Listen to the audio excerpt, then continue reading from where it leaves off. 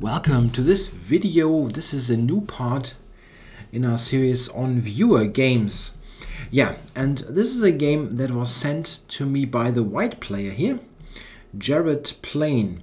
Yeah, Jared is rated about 1850, this kind of range, and he's playing someone. Well, I'm never sure what to do with the name of the opponent here.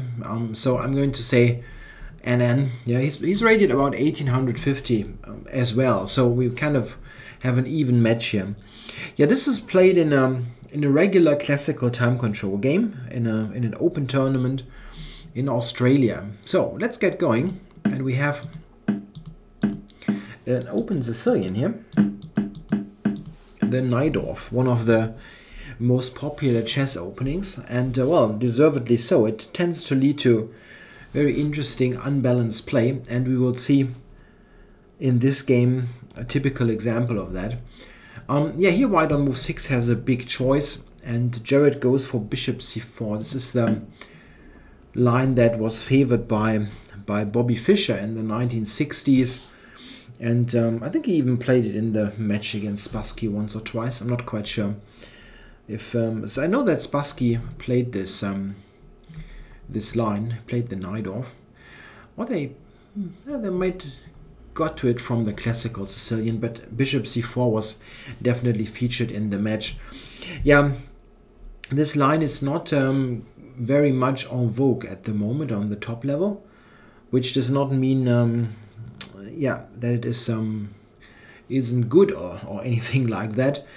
If you choose your lines, you should mostly be guided by, as long as they have fundamental soundness, by the kind of play that comes up, if you enjoy it. Bishop c4 is an interesting middle-of-the-road move. It's not as, let's say, strategic as bishop e2 is, which very often is leading to a somewhat slowish play. And it is also not as sharp as bishop g5 is, which very often after things like that or similar lines, I mean here the poison pawn is a very notorious variation, can lead to complete chaos where you really have to know things in and out. I mean, you cannot play that just over the board. It's difficult, at least. So bishop c4 is kind of a middle of the road move. It's somewhat sharp, but it's not like insanely complicated. Yeah, black went e6. This makes sense here to blunt this bishop, and we will see some of that theme later. Bishop b3 and b5. Yo, that's completely normal. And now white, our viewer, castled. That is nowadays main continuation, actually. In the 60s, when Fischer started with the yeah, it is called the Fischer-Sozin attack, he played f4 there to play f5. This idea is in fact fairly logical. He wants to get the e6 pawn to move, to capture or to move forward, and then get a good diagonal here. It is a logical continuation, but it does weaken the e4 pawn very much. And Fischer himself, he showed the antidote in the late 60s against Robert Byrne. This is actually a very famous game in this opening. I'm just going to show you one key moment. It's far away from our main game, but it's very interesting for the historic context of this. Here Fischer played the excellent move h5, which nowadays looks totally normal, because you see h5 all of the time in the Najdorf when black has not castled, and sometimes when he has castled. And this is yeah, it's a flank pawn move that, however, intends to play h4, kick the knight g3 away, and therefore influences the center. So with h5 you actually battle for the center.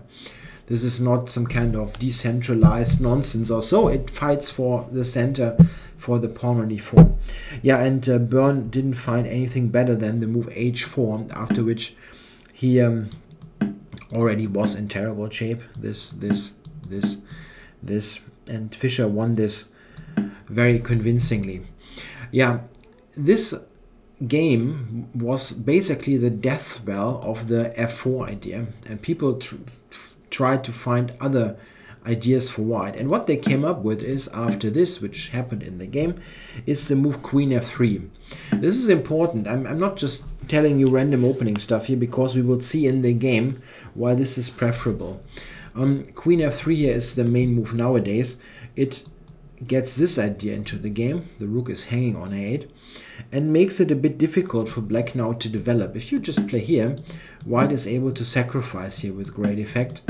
And this will get 3 pawns and black's king position is completely destroyed. And in general, white intends to play or to initiate a piece play based initiative on the king side. A famous game there is by Kasparov against Boris Gelfand, actually. In 1993, shows how long Gelfand is playing in top-level chess. Yeah, I just want to show the initial moves. This is what happened in the Kasparov game. Rook d1, bishop out, and now knight here. b4, knight e2. And what white did was knight to f4, and he had all those pieces concentrated on the king side and got a decisive king side attack. Let us look what happened in the game, because this is really important to compare. Here white has all pieces on the king side. What Jared did was he played rook e1. That looks normal, right? We are protecting e4, castles, and yeah, bishop g5, normal developing move. Queen b6. Yeah, you can debate if this is strictly necessary. Black was probably not very much liking the look of that, which I can understand. It's not a clear there's no clear verdict on this kind of position, but I understand that black maybe did not want that. So we went with queen to b6 first, bishop e3 back. Yeah, can play that. Queen c7. It was a tempo. The bishop on g5 was questionably placed anyway. Yeah, and now we come to this moment where white, now our viewer plays f3. This is a very safe move. He wants to get this pawn chain completed so that e4 is protected. However, in this position, if you look at this, it's a little bit difficult to come up with an active plan for white. It's really not that easy. How are you going to play here as white? What is your general plan? In the Kasparov game, Kasparov had the queen on g3 and he was shuffling all the pieces over to the king side. But with a pawn on f3, you cannot get your queen to this threatening position on g3 anymore, or at least not easily. In any case, it's not easy to find an idea on the king side. If you think about this, I mean, you cannot play g4 or anything along these lines. You just weaken your own king tremendously.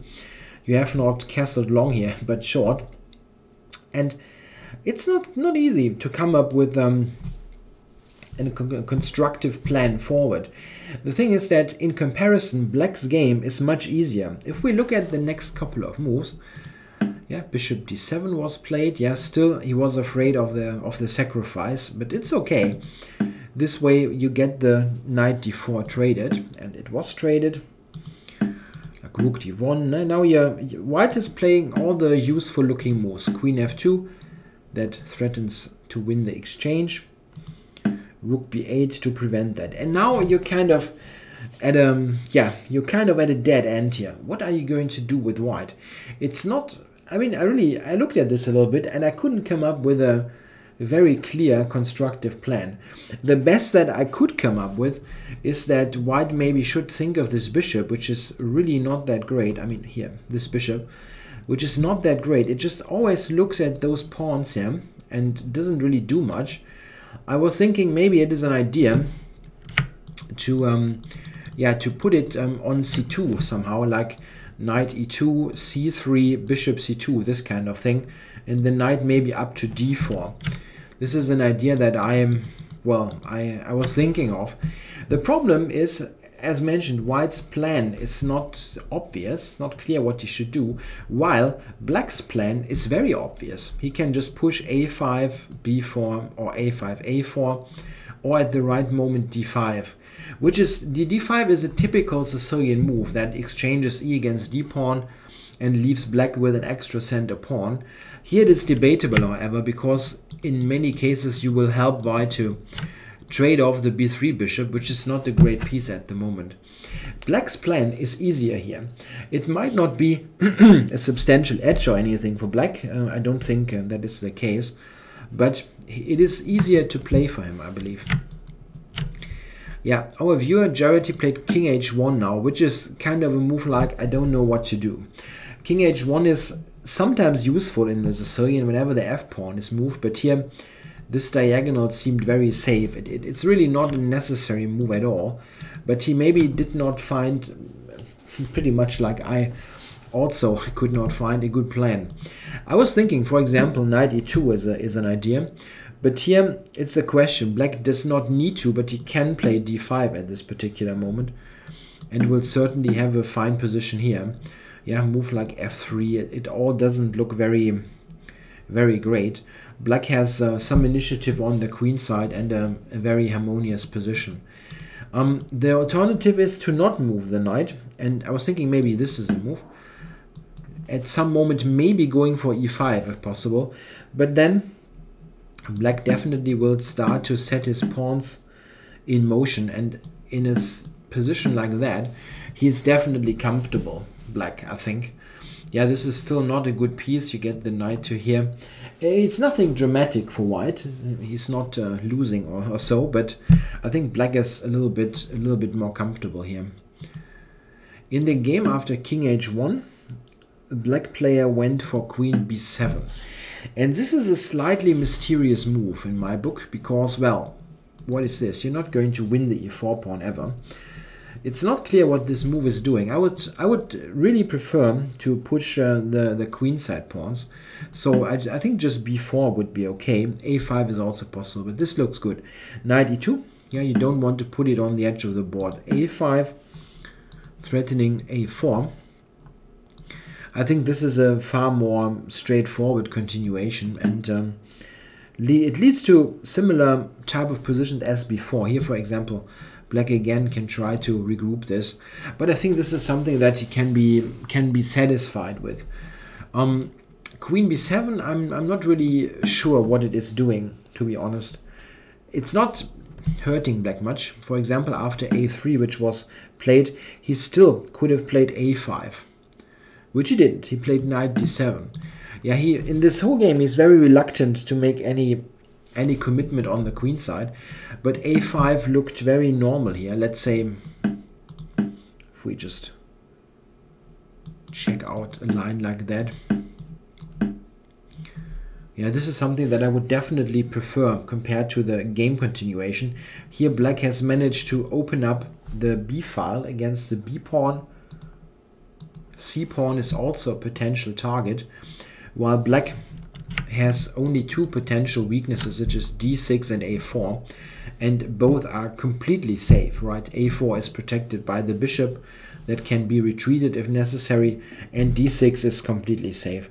Here I think Black has a slight advantage, because his play is much easier and much more direct. Yeah, he went knight d7, however. I think what he wanted to do is to put the knight on c4. This is actually what happened in the game. It's not a bad idea, but I don't know. I would have preferred to push the pawns to make sure that lines are really opened.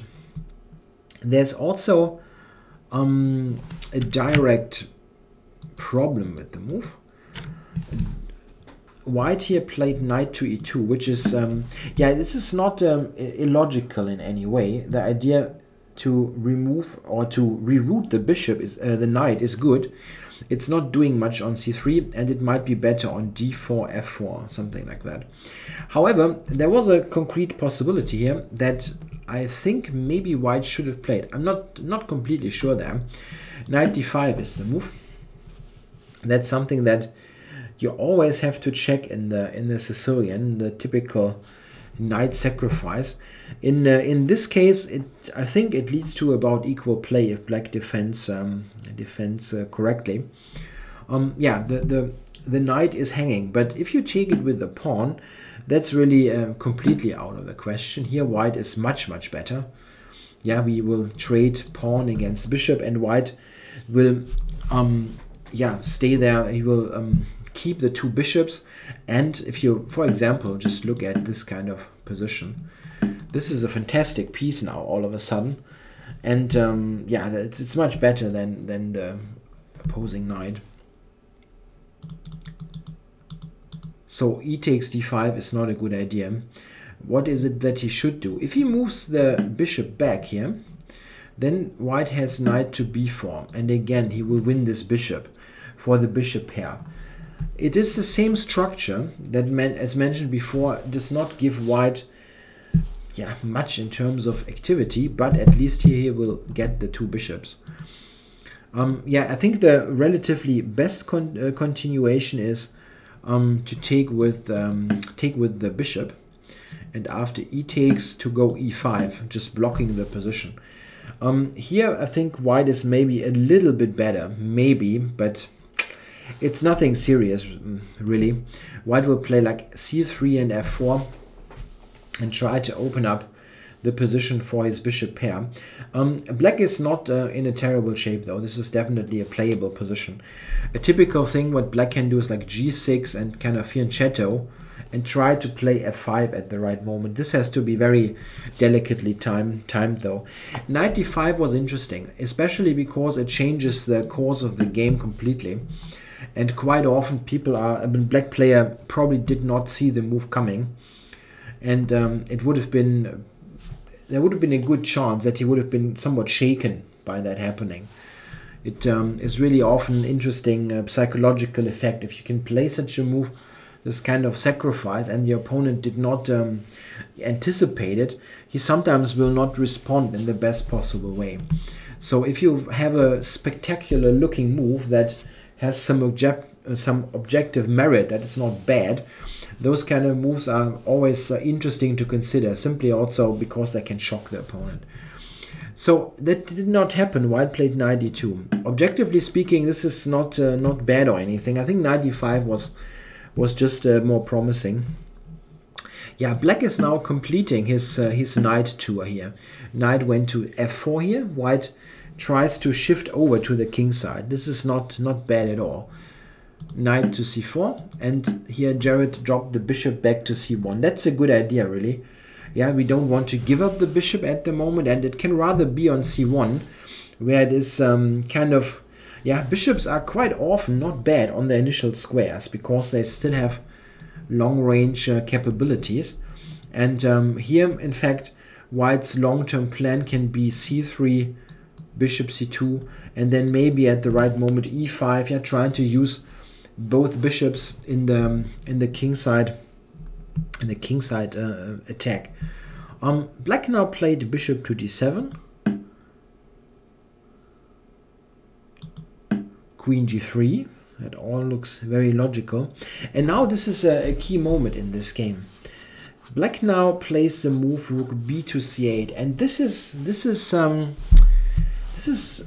a real mistake, in fact, a tactical or mistake due to a tactical reason.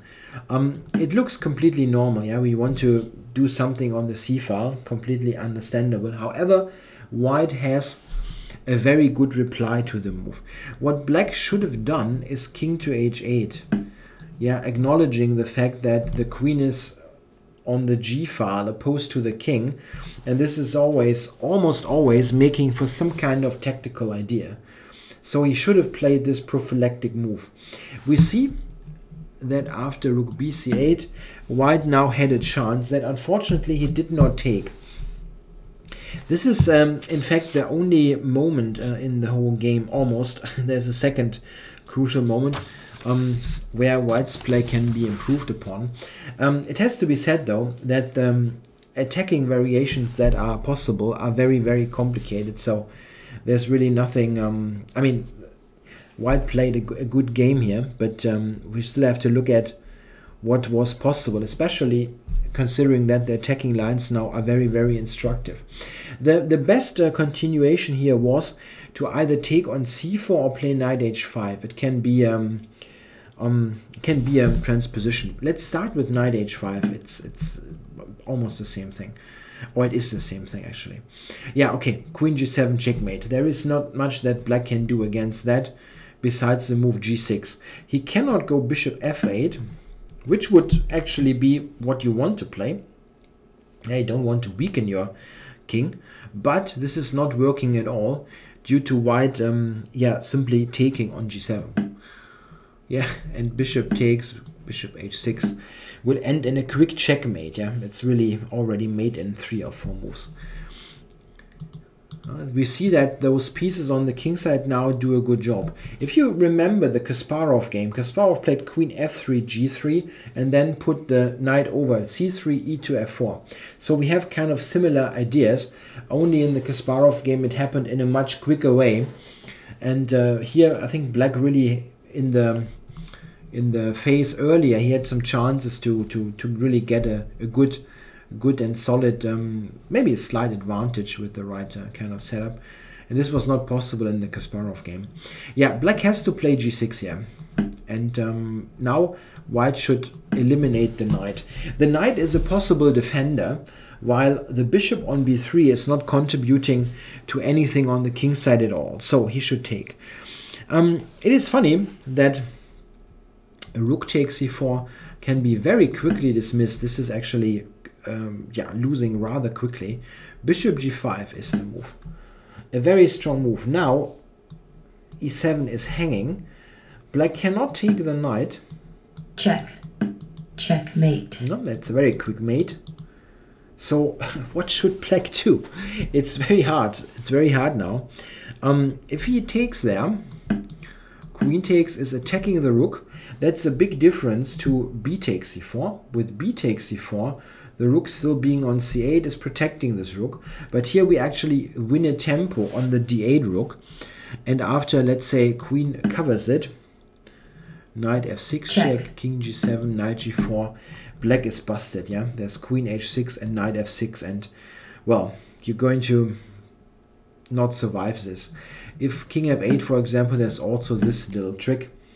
Black is completely destroyed here on the dark squares that are enormously weak. Black absolutely has to take with a pawn just to keep d8 protected. It's still a winning attack for white, but it is not easy. Absolutely not.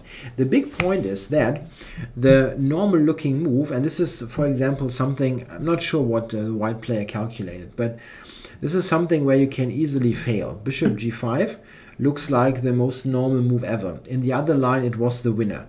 Here there is no difference. Check. It's still a mate. Checkmate. But amazingly enough, if black takes, queen takes, we see that the rook now on d8 is not hanging. Yet here black has a remarkable defense h6. This is just about holding.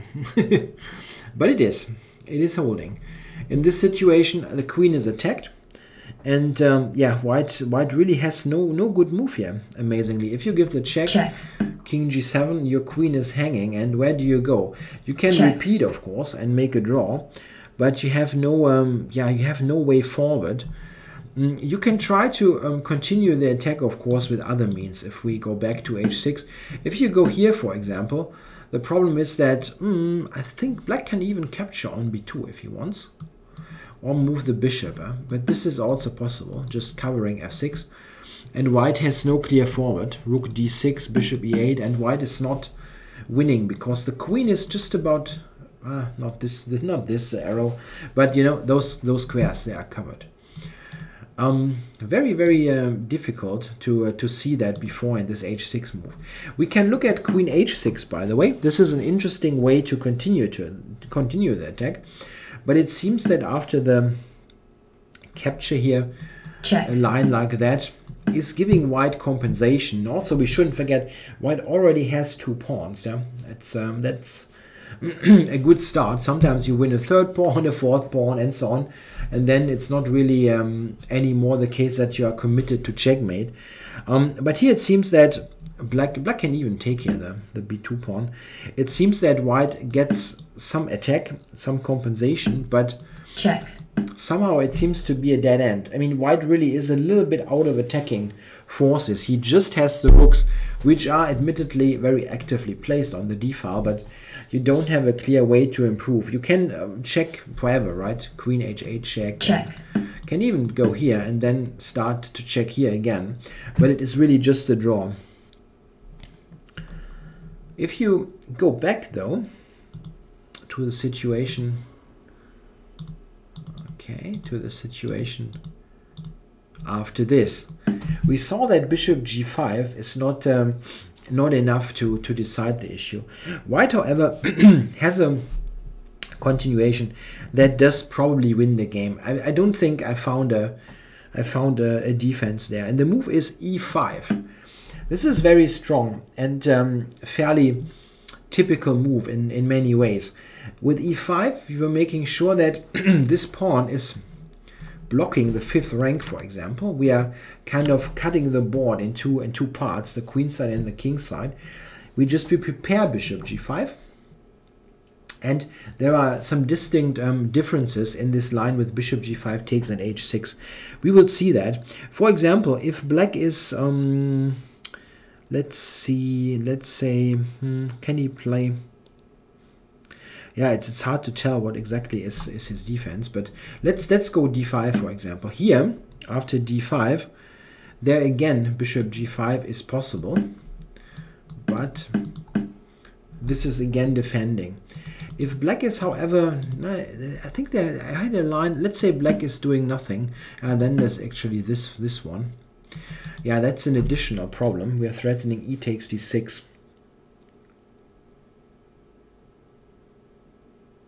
Yeah, it's really a big problem to defend this position. A d5 is the relatively toughest move, after which again bishop g5 is not enough. But white has two very strong attacking continuations that are maybe about equal value. I think knight f6 does win. Check. Yeah, black has to take it. That's important to note. If black is not taking and going to g7, then bishop h6 check. Is killing. Yeah, the capture is check, check, checkmate. Is directly mated. And if he goes here, we go here for bishop g7, and again we are threatening mate there. Rook here, okay.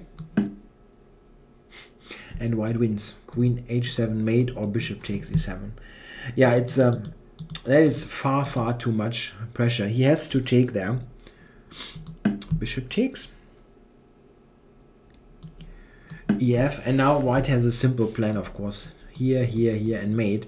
If black tries to cover that with the queen, for example, queen b6, queen h4, queen c5, bishop e3, queen back, white is going to get something like this, the fianchetto here on g7, and this is deadly. White is threatening to get a rook on the fourth rank and then sacrifice on h7.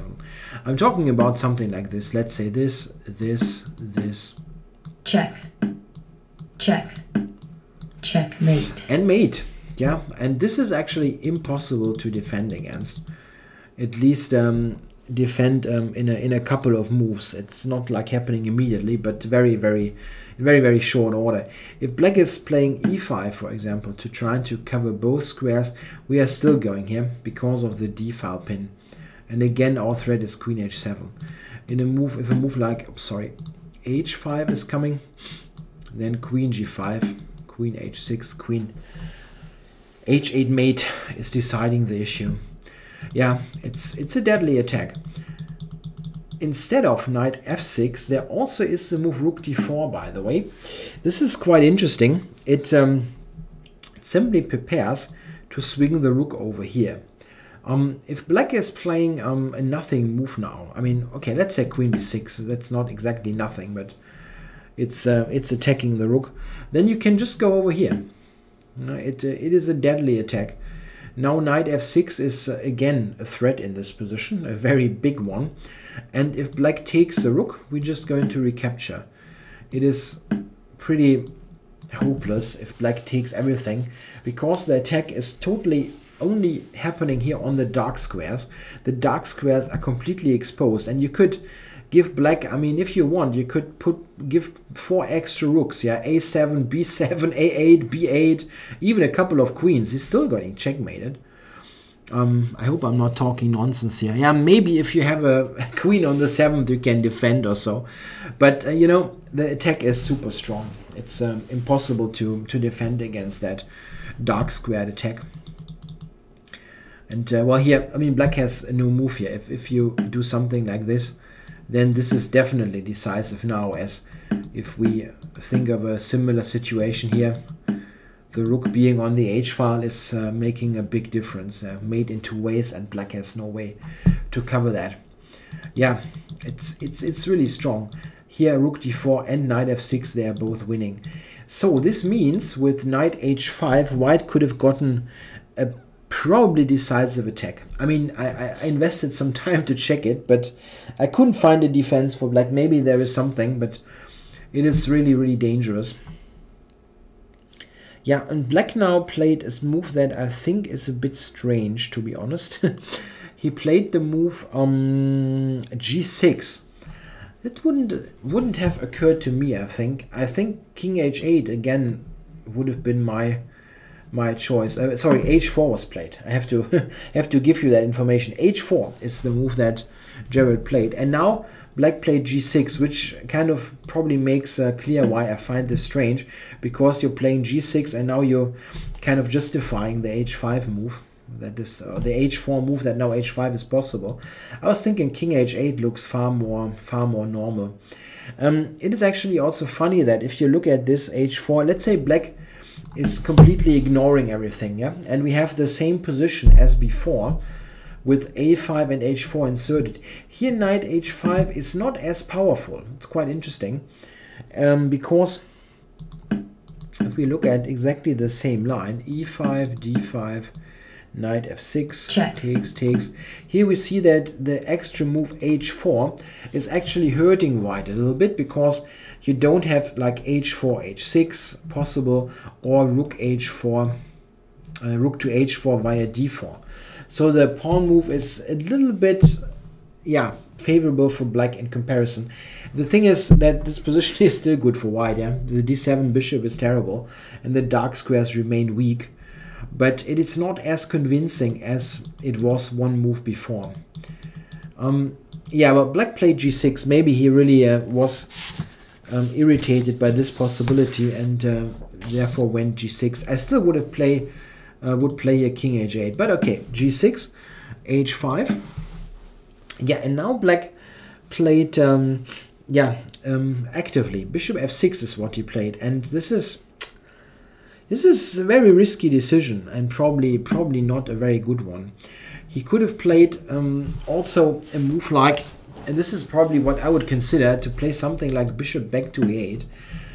That looks passive, but it does help to cover this complex of squares. And yeah, I think black is still fairly solid here. White has ideas like this, and get the bishop back, and yeah, he has some play now with the h-pawn up the board, but I think the situation is fairly unclear. Bishop f6, however, now I think leads to a wide advantage with best play. Jared did take there, that's good. Takes on c4, that's also good. And now black took with the rook. Yeah, we have to check what would have happened if he would have taken with the pawn. After that, white has a strong continuation, but something that is not totally easy to find. The best move for white here is not well, capturing on d6 or so, but e5. The idea behind the move is that if bishop takes, which looks very normal, white is going to take on g6, and this is a decisive attack. White will win this. The discoveries that he has with knight e5, e7, and so on are really, really tough to answer unless you take on g6. So black would have needed to take on g6. And then, where is it? Here, this line. Check. Yeah, here white retains a very good position. The normal looking move bishop g5 is probably not sufficient for a win after rook f8. It's still, white has chances. Yeah, I already have a pawn, you will gain 1 to 2 more pawns.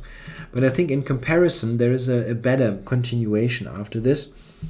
After king h8, white should play queen f6 check. Yeah, so king g8 cannot go here. This is check. This is now definitely not this way. We can go directly there and checkmate. So king g8 has to be played, and now the move is bishop to h6. This is a difference. Queen to g7 mate is the threat, and if the bishop on e8 moves and on d7 moves, and he has to, that's the only way to cover g7, yeah, like bishop here, then white will take on d8 and will come up with a very, very clear advantage that probably should be enough for the win. We have one pawn. e5 is very weak. All black pawns are weak, in fact. And very important, white still has a defensive pawn shield around his king, while black's king is completely open. So white should win here. This is if black takes on e5 with the bishop. Taking with the pawn, however, after knight h5 is not much better. Bishop g7 and bishop g5. We again have this attacking idea. All of a sudden this big attack is coming here on the dark squares. After a move like queen b2, for example, white will take and just go here, ignoring any material like the rook. We want to play this and checkmate, and black really has no defense. He can go e4 and yeah, give up the whole rook there, but okay, that's a rook.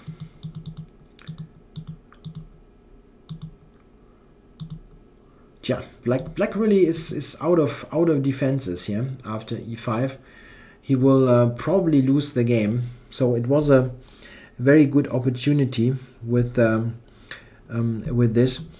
If black would have taken on c4 with the pawn. He did not. He took with the rook.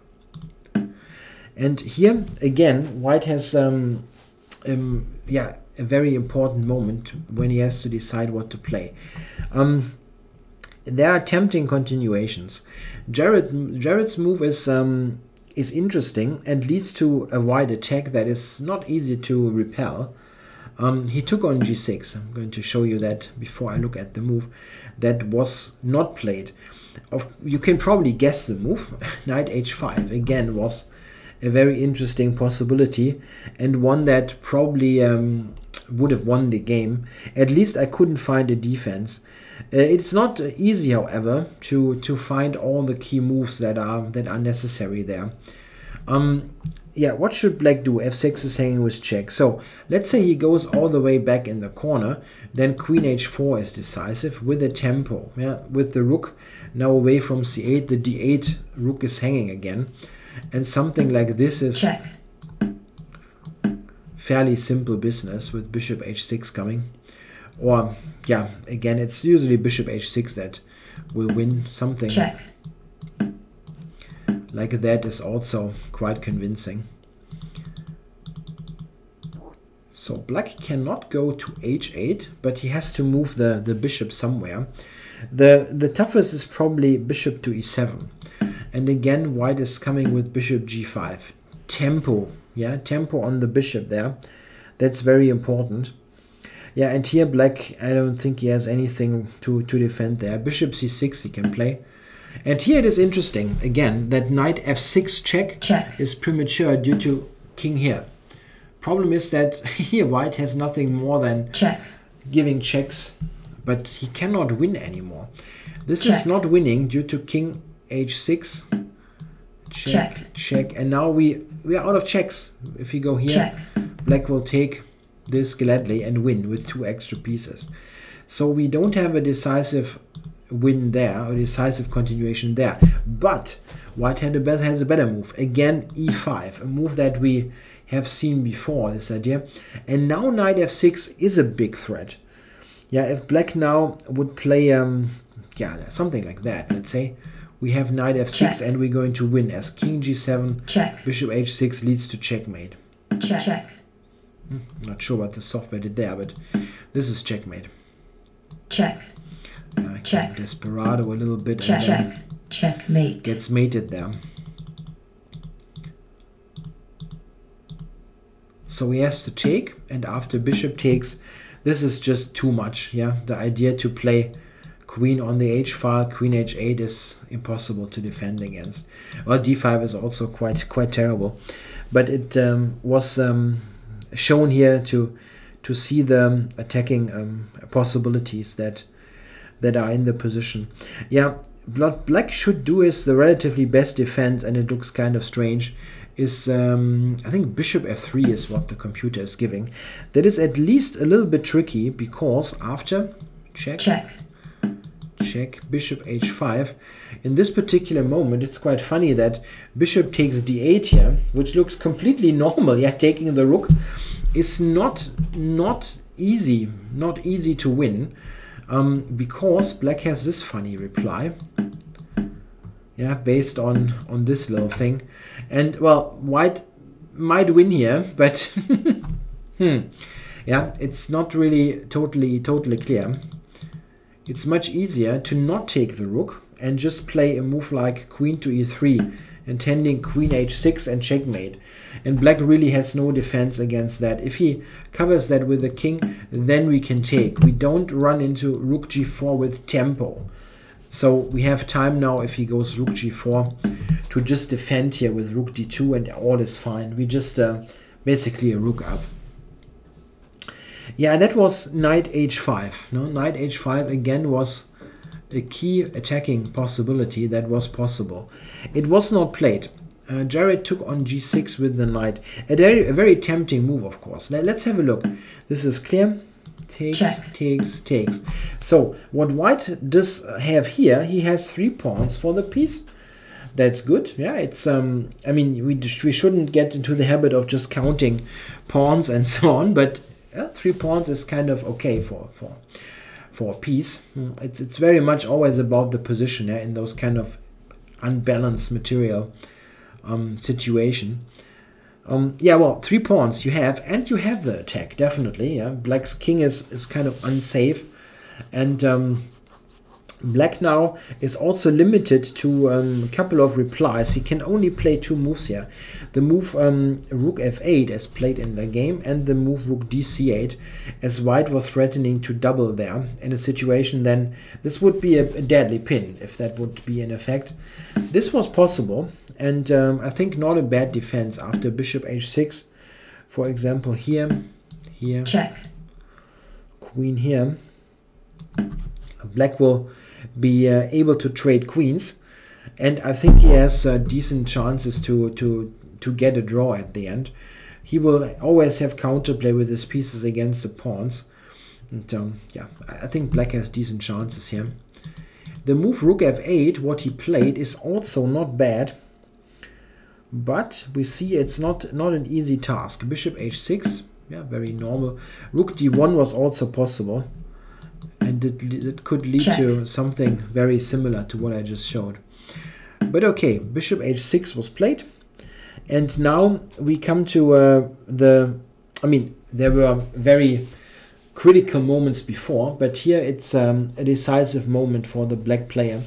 He now has to, of course, do something against queen g7 mate, and what he should have done is he should have played bishop to c8 back. This would have been a good continuation, covering here on the 7th rank. After that, I think it's about equal. I mean, white will probably play here, and then white can think of just keeping the queens on, at least for the moment. And here, well, this is compensation. White has 3 pawns and an initiative. Very often this game will end in some kind of perpetual. It's hard to give a conclusive line, but let's just say he takes here. Yeah, it's not forced. Yeah, it's just something that can easily happen. And here we see the perpetual already. Takes. Check. King takes. Check. Check. Check. And this is going to be the perpetual. It's just a sample line, a possibility that might have happened if black would have gone for this defense. He played something different instead of bishop c8. Let's go back. He played this, and I think after that he's probably lost. but he could have defended better. Rook ed1 is good, of course, attacking d7 and having an eye at rook d8 if possible. And now here black really had to find the only defensive moves. And I think queen c8 gave some chances of survival, but not, I mean, it's not great really. I think the best move here for white is c3. This is actually tempting, yeah, if we start with that. This kind of thing. But after a bishop move, I'm not sure that white wins. Black can also take here. Yeah, I think something like this is not entirely clear. White has rook and pawn against rooks, two rooks and a pawn against the queen, but white's king is also not totally safe. I'm not sure that white wins here. It is easier, if we go back, to not take on f7, but to start with c3 and keep black in this bind. Yeah, black really has a hard time to move any of his pieces. Something like, let's say, rook c7, and then maybe just e5, queen somewhere, I don't know, f4 or so. And white has tremendous pressure here. Yeah, 3 pawns, a big initiative, will be very difficult to defend for black. And as you can see, there are maybe more pawns dropping in the near future. However, this is what that was black's best option. What he did in the game, he played this, and here there's a moment, if you want to take a couple of seconds to pause the video, you can find a winning tactic here for white that Jared played, and after that it's basically over. Okay, I'm going to show the move now. White played this. Check. And won. Yeah, a queen sacrifice that wins basically all pieces. Yeah, here the rook. Check. First bishop. We win the queen. Check. And yet another bishop. So white is coming from being a piece down for 2 pawns to being a piece up, and he still has some pawns. Yeah, black in fact continued the game for quite a long while. Yeah, you never know about the time situation. Somehow my computer here is not. Hello. It's not putting out the moves. Kind of hangs, it seems. What is this? Okay. Oh no, that's a bit strange. And now it's, wow, now it's doing something. Okay. Yeah, I mean, it's not that interesting anymore because really it is a piece and 2 pawns, but it continued for a little bit, but there was nothing special happening. White got rid of the queenside pawns, and ultimately here got to a king and pawn endgame where the pawns pawns lead to promotion and a new queen. Yeah, that was a very interesting battle here in the Open Sicilian, kind of typical for the opening. I think that there were a couple of key moments. I think that what to take from this game for the white player is in the opening, if we start with that, it's probably not a great idea to set up with f3 in this kind of line because you lack active ideas that you can really go for later. A queen f3 based setup is probably more promising. Black, I think, played a bit too slowly on the queen side. I think around here I really would have liked to see those pawn pushes, but he never played that. And yeah, then we got yeah, 95 was another interesting moment, but then we got to this situation where instead of h4, knight h5 was the more dangerous attacking continuation. And this is also something that yeah, if you look at how attacks are developed, it's very often the case that you need some kind of pawn move ahead of the king. Like here, the castling position is totally sound, and you need to provoke some kind of pawn move to really get somewhere. And if you see knight h5, you see that g6 has to be played as bishop f8 fails to this. And this alone should really attract you to the move knight h5, because now you see that those attacking ideas will develop on the dark squares. This is simply quite typical. It's however possible that you come here up to this point and you see maybe that this move, sorry, that bishop g5 is not working due to the capture and h6, and this could maybe deter you from playing the move. But in general, a piece-based attack here that provokes weaknesses is more promising than pushing the pawn. In the game, White again a little bit later got the chance, instead of sacrificing, to play this. That's however an entirely different situation, I believe, because knight g6 also looks quite tempting. Yeah, and after knight g6, White Check. got a pretty substantial initiative and 3 pawns, and Black relatively quickly failed Check. with this rook c8 move that allowed the decisive queen f7 combination, which was found and played by our viewer here, Jared. Yeah, I hope you enjoyed this game. It was a funny is wrong. It was a very, I think, an entertaining attacking game.